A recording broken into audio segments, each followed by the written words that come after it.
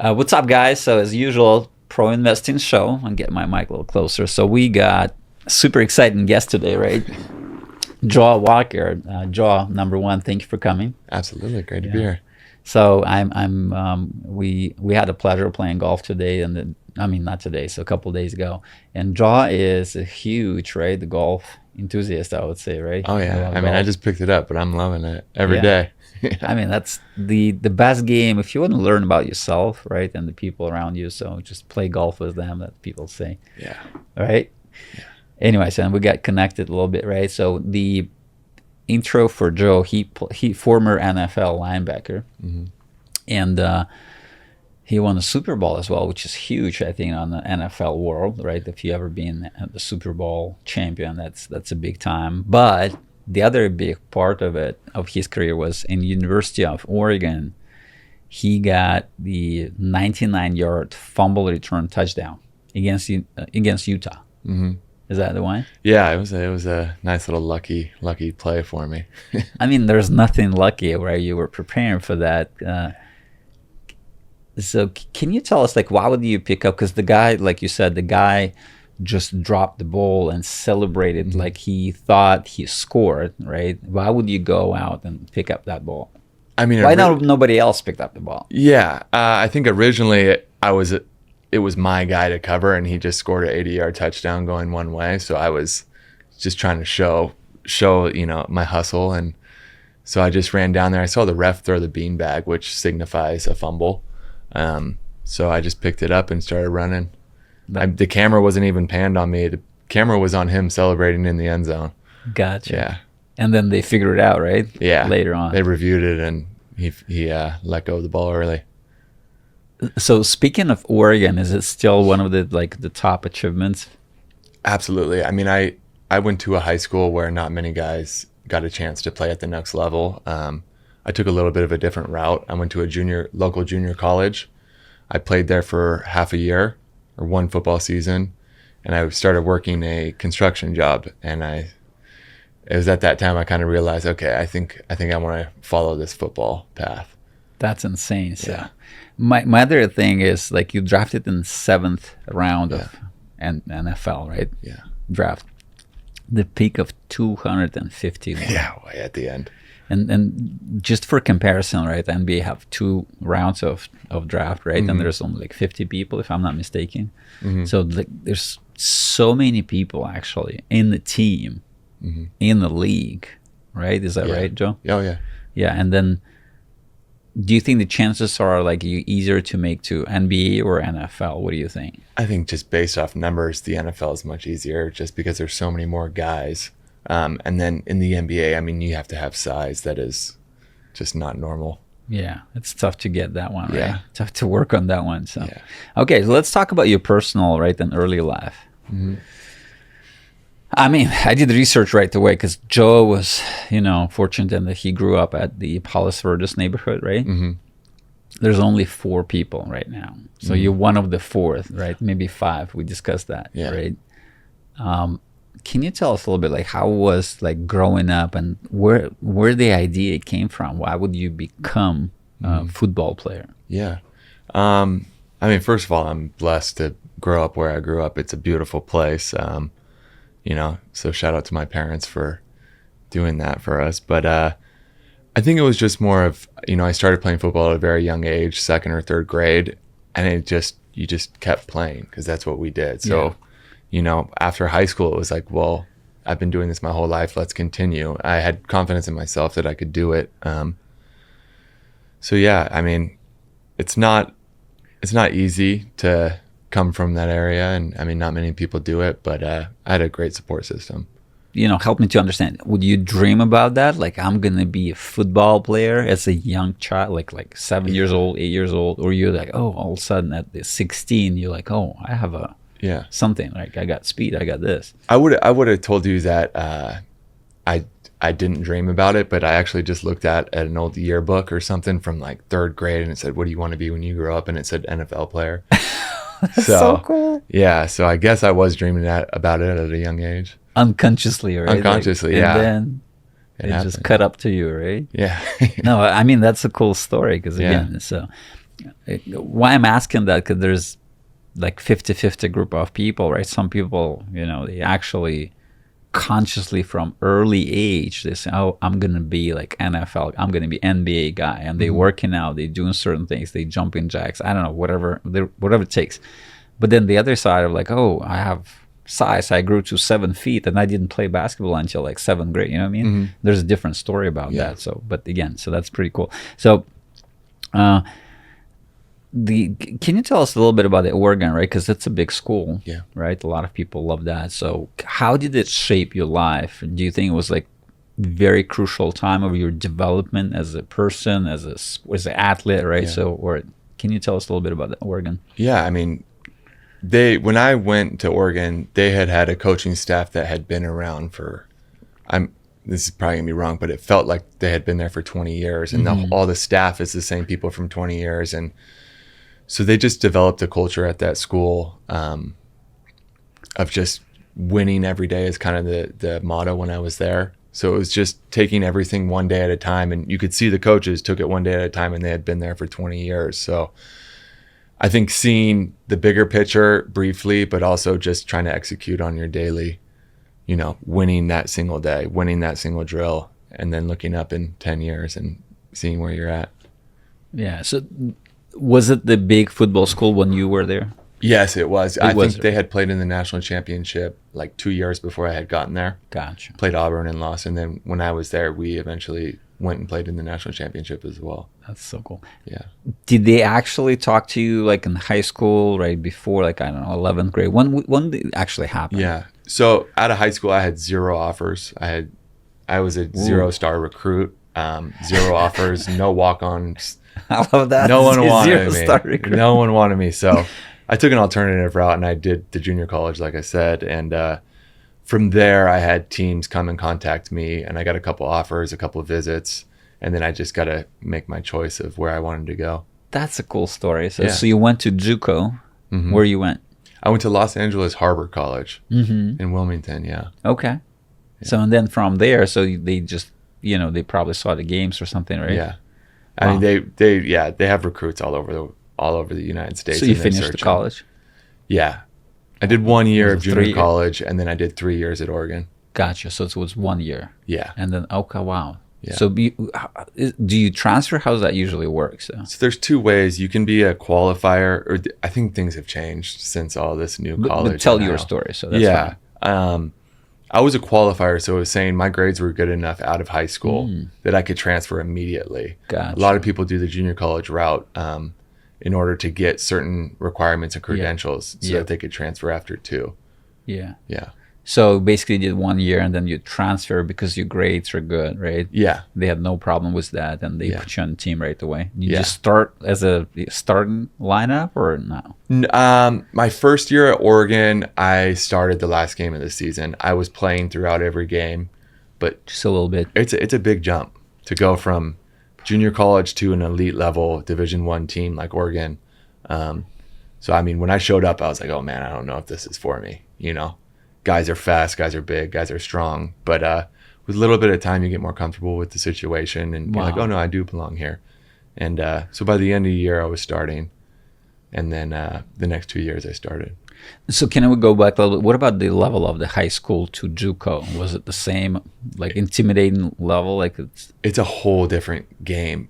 Junior college is less team, more like me, more I, because no one wants to be in junior college. Yeah. Really. I mean, it's a great stepping There's no talent as much, right? That's what you're saying. There's talent, but there's not that team cohesion because your whole goal of junior college is to go to Division I. Go somewhere else. And then when you're at a Division I school, it's to win.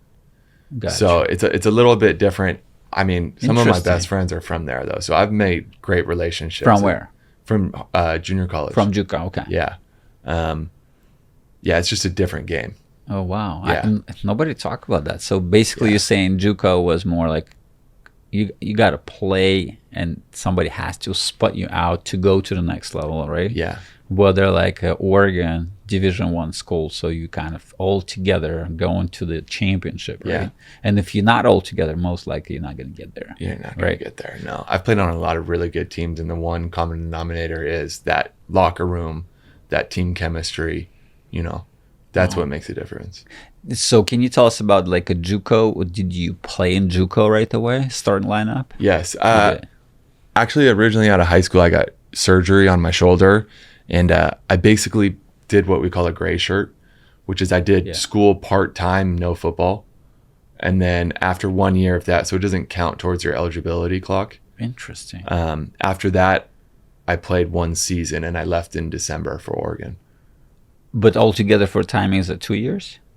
It was a year and a half there, but I only played 1 year of football. Gotcha. Yeah. Interesting. So you got so many pieces, right, to talk about. A lot of...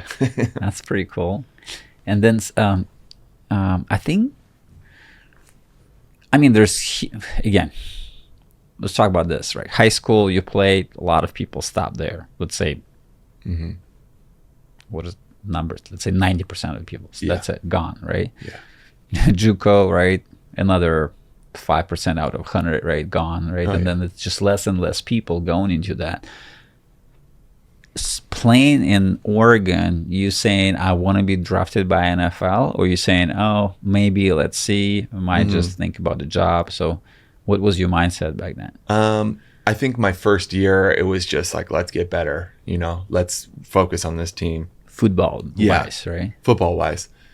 And then I'd say my second year there, I wasn't really thinking of the NFL. I was just trying to get myself better, get, more consistent on the field. By the end of my junior year, I had some friends graduate and go to the NFL Combine and do the NFL stuff. And I remember them calling me and telling me, oh, some scouts were talking about you. Oh, wow. So it kind of gave me this idea of like, oh, I can play in the NFL. Is it friends from Oregon or is it friends from all over the place? From Oregon. Right? That were at the Combine. And they're like, oh, yeah, some of the scouts were talking about you. So then it gave me the idea of like, oh, I can do this. It's possible, right? It is possible, yeah. And then after my senior year, I knew that's what I wanted to at least try, So basically when you just entered the college, I mean, D1, right? So it's maybe like not even like the objective, right, for you. Number one objective was to get to the NFL. No. And then by the time you just step 1, step 2, step 3, you're like, oh, I can do that, right? So, and then I don't know, Sammy, right? He was like next to me and then he's there, right? And I kind of, I played the same level, right? That's what you're giving you confidence and you're giving you a path, exactly, right, to actually pursue the dream. You see other guys that, you played against or with, and they're going on to do big things in the NFL and they're playing. You're like, oh, I've played with this guy. Yeah. It's not some far off dream. It's like, no, I know this. So it gives you confidence. Yeah. I still remember because I was playing water polo and then it was Olympic, medalists, not the champions. And I'm going to the pool. I'm still like, I don't know, 18, 17 years old. I was like, and I thought they're not even like walking on the dirt, right? They like flying, they guts, right? And then all of a sudden, you're like, oh, that's normal people. Oh, I'm taller than this guy. You know, I'm a little bit bigger, I'm faster. And then you like start to compare, and then you're like, oh, it's possible, right? It's and definitely possible. All like you mind just expand into the opportunity into the future, right? And the world is changes right away, right? And that's huge. That's a huge part. So being drafted 251, right, overall, how did you stay mentally locked in? Because it's just going to the draft, right? It's not doesn't guarantee you're gonna get there. No, even being drafted doesn't. Even being drafted, yeah, that's a good point, right? Even being drafted, like again. So when you go into the league, because again, I feel average like 3 years or so for people, and you've been playing 7. Yeah. Right. So can you tell us like a secret for people who's like, because I'm seeing that time and time. Oh, I made it. That's it. There's no more work, no ethic. Boom, discipline is gone, right? Yeah. So we got spending all that. So and you just fall apart like within the year, and you're gone from the league, like never happened to you. So can you share the story about how you'd be like mentally locked in, discipline wise, right? I mean, routines, daily habits would help you to stay there for 7 years. Is a lot. That's a lot. Yeah, I think it's really easy to become complacent when, I've been drafted. This has been my dream my whole life, is to play in the NFL. Well, I made it. I did it. It's over, right? I always felt like I had to prove myself daily. Like I always felt like I was on the edge of not being on the team.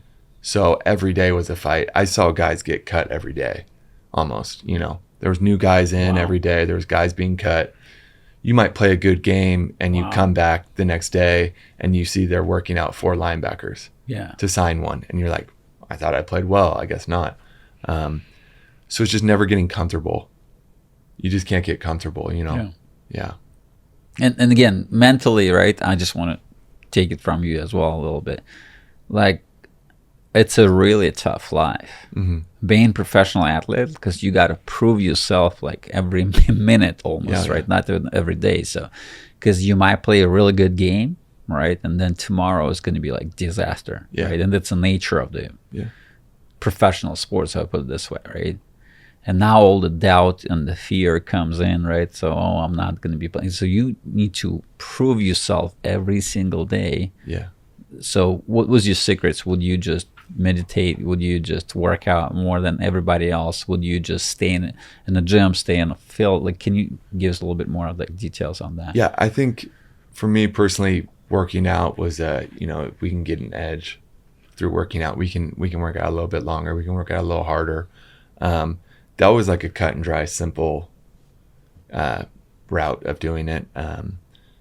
I used to love working out in the gym, and I'd spend a lot of time in there, and I felt the effects of it.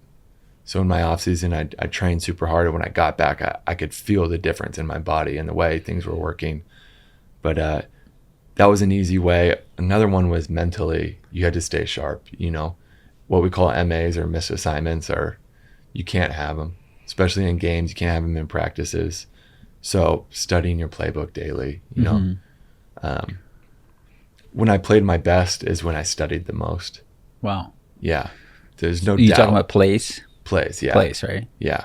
You Checks, would study plays. consciously, right? The book and and you're watching so much film, and you're finding tendencies of other teams, and like even the smallest little tendencies. If you could find one throughout a study, it might give you that edge to win that one rep that you need.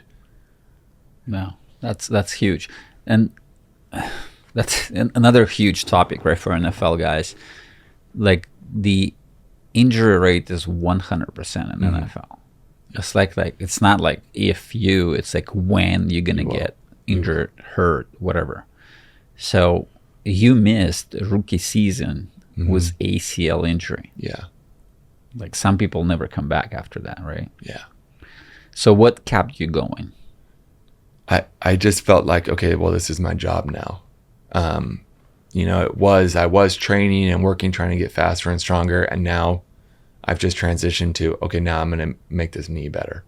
So I'd take my same schedule that I was putting in for football, and I'd focus on my knee, basically.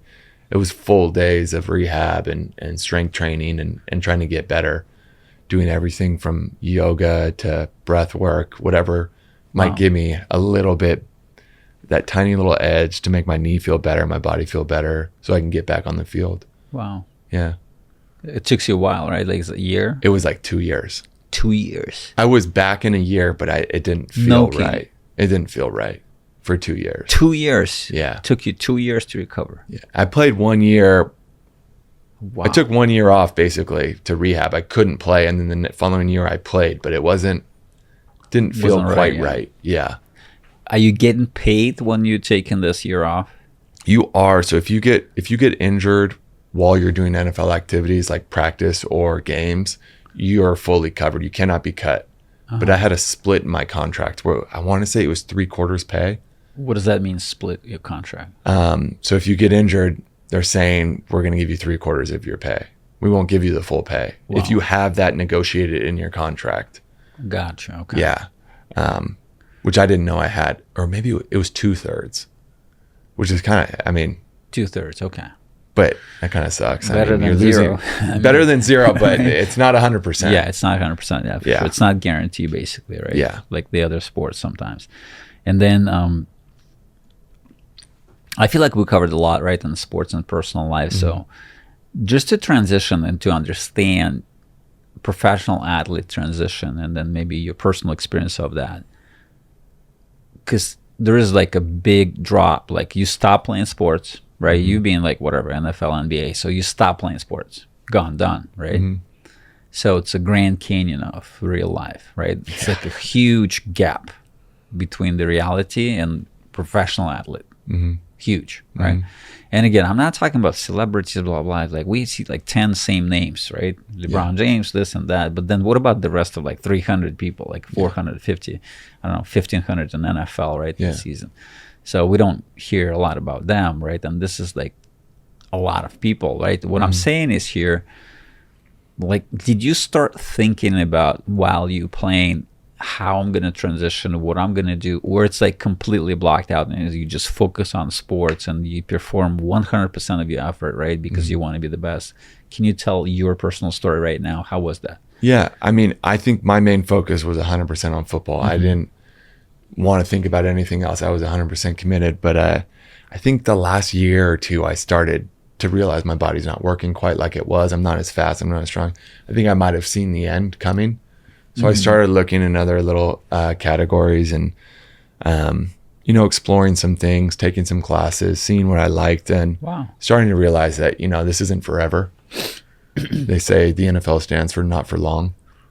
Yeah. So I explored a couple of things. I took a couple classes, like I said, either real estate, investing, construction, just seeing what really stuck, a little coaching. So, yeah.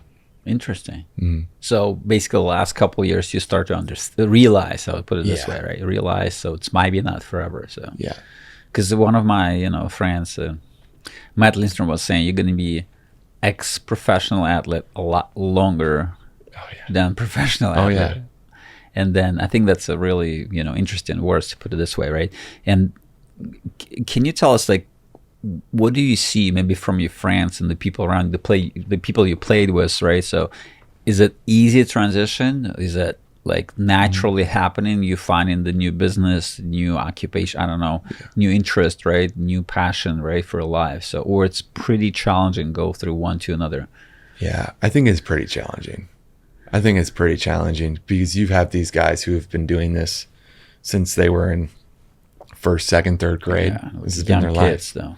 Right? You train in the off season, you play in the season, and it's just been a cycle for their majority of their life. And then, I mean, how many true passions do you have in your life?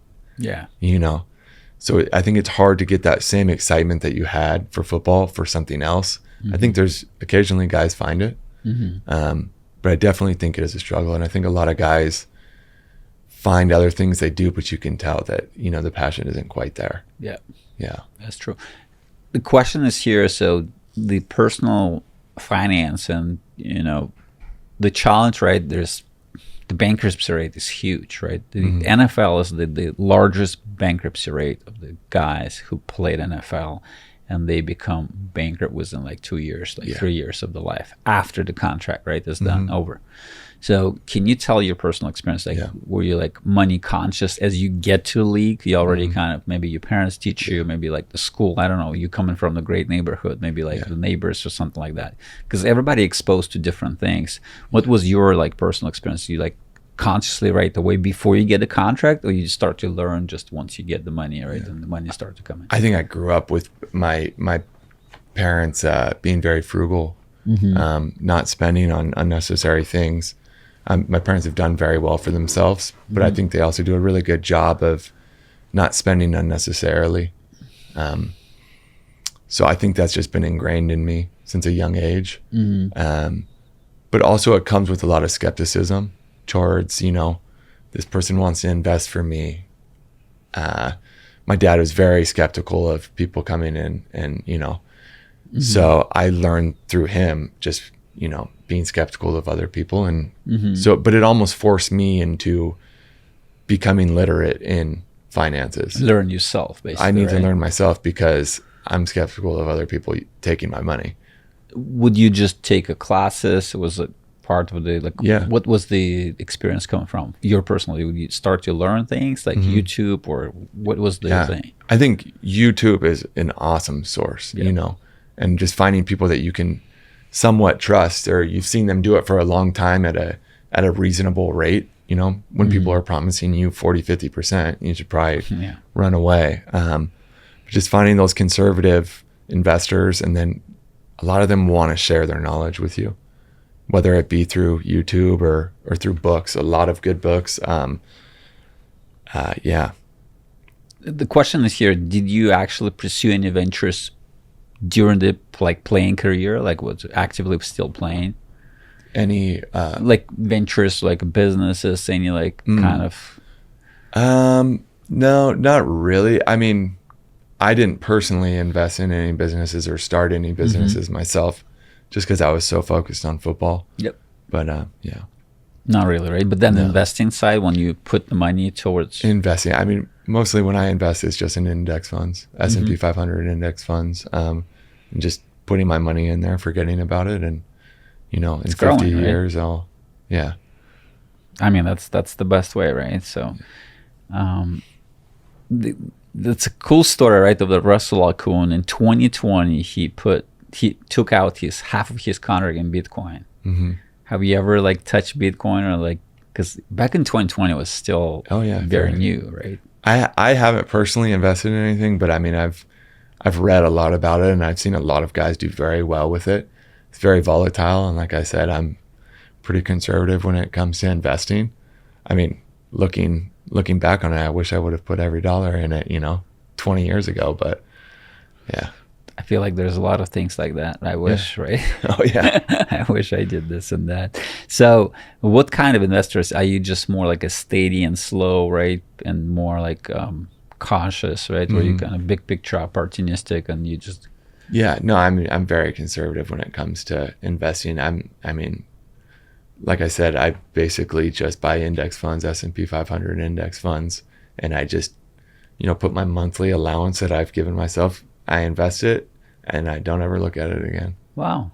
Yeah. That's incredible. It's like a habit, right? It's like a system. Yes. Right? You just build a system around that. Yeah. And last question on investing, how would you evaluate the new opportunity? And there's no new opportunity, it's always index funds, and you just stick to the same model, which is works.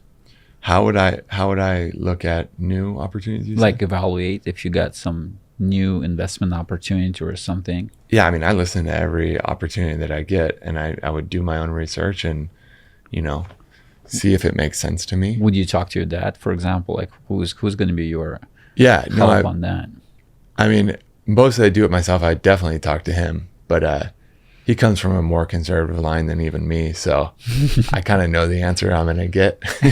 Yeah. So you stop showing it to him, right? Yeah. So now it's just maybe perspective or advice for younger generations, right? And maybe for the people who's entering NFL, or on the border of entry, maybe high school guys who's high top prospects, right? So what the one money mistake young athletes the most vulnerable to in NFL? I mean, just personally what I saw through teammates and friends was just spending. I mean, the spending is out of control when you haven't made. You always see these contracts of these big guys, but the majority of the guys in the NFL, the 90% of the team are making league minimum. Yeah. They're making league minimum, but you see these big numbers. What is the minimum right now? I want to say it's $1 million a year. Yeah. But you see the guys making 45, 50 million a year. Yeah. That's the headlines. But realistically, you're going to get 3 years at $1 million and you're paying 50% in taxes. So you walk away with $1.5 million if you don't spend $1. But you're spending and $200, $300 injured as well, right? And you can get injured. I think your first couple of years, maybe your whole first contract, you just save and maybe get a high yield savings account, put your money in that until you get that big paycheck. Yeah. And then you can be more, loose with your investing. Yeah. But that's what I would do. Because it looks like, again, I'm talking through the numbers, not even the stories, right? It looks like as you make it to the league, any type of league, I'm talking about professional league sports, right? The best choice is to put contract year 1, year 2, year 3 into the just savings account. Yeah. Lock it, forget about that, right? Yeah. You leave you never made that money. Exactly. Right?